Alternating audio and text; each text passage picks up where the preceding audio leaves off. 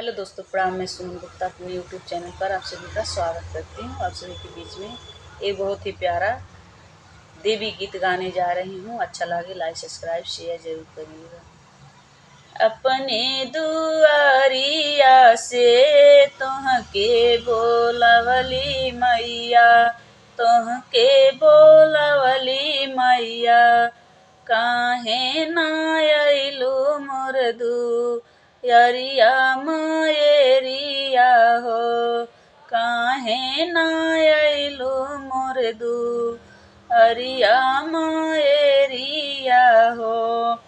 अपने हम माइया के टिकवा ले आइलियो, अपने हम माइया के टिकवा गढ़ावली हो, काहे ना अइलू मोर दुआरिया मायरिया हो, काहे ना अइलू मोर दुआरिया मायरिया हो। अपने दुआरिया से तोहका बोलावली हो, काहे ना अइलू मैया हमारी दुआरिया हो। अपने हम माइया के झुमका ढावली हो, काहे ना अइलू मोर दुआरिया मायरिया हो, काहे ना अइलू मोर दुआरिया मायरिया हो।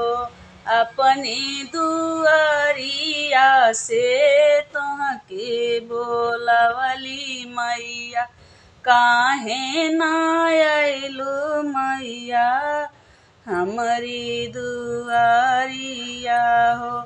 अपने हम माइया के छैकल गढ़ावली हो, काहे ना अइलू मोर मायरिया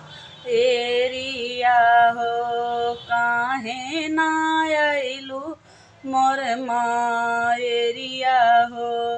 अपने ओ सरवा से तोहका बोलवली मैया, तोहके बोलवली मैया, काहे ना अइलू मोर दुआरिया मायरिया हो।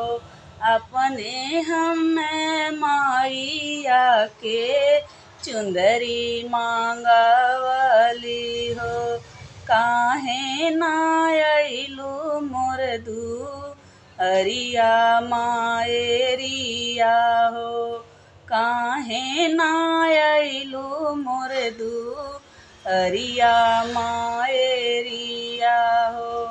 अपने हम माइया